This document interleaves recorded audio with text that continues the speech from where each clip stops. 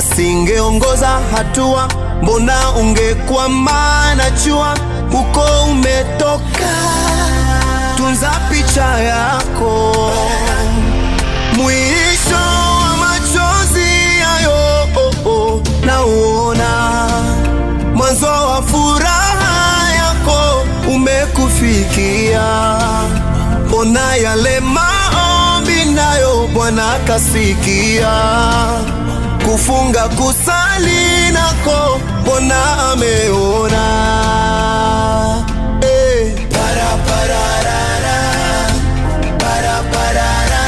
Amen yangu, napokea ametenda kwangu.